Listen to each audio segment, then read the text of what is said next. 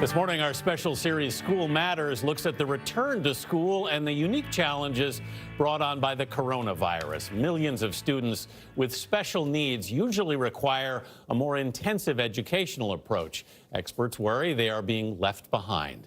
Jamie Wax visited a New York organization that helps these children overcome obstacles created by the pandemic.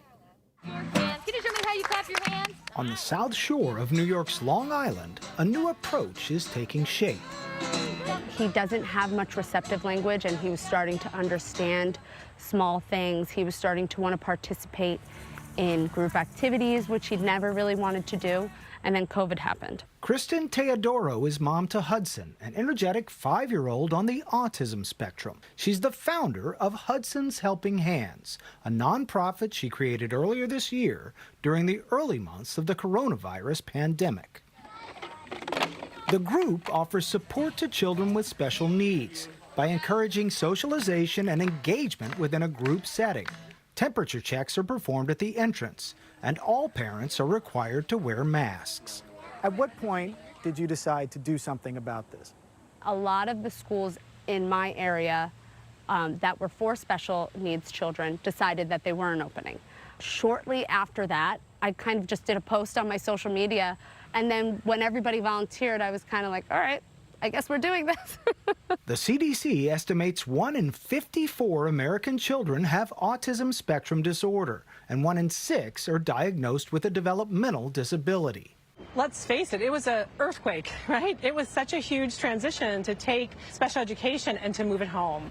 Christy Patton is the Vice Dean of the Steinhardt School of Culture, Education, and Human Development at New York University. We have a misconception that a lot of autistic individuals don't want to have friends, don't want to be in social situations. We know a lot of kids that they thrive on those social situations, in addition to knowing that they thrive on routine and having a schedule. Really missing that cohort, whether it's teachers and fellow students. Someone that was bringing them out of their shell.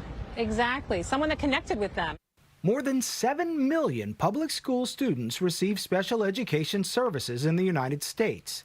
But a recent survey revealed that only 20% of those students received the support they were entitled to during the pandemic. They're just having fun, and it's really something special.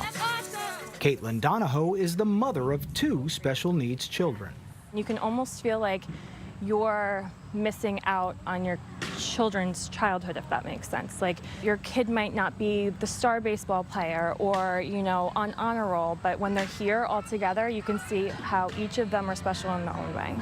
Have you seen other people be inspired by the model you've set up here?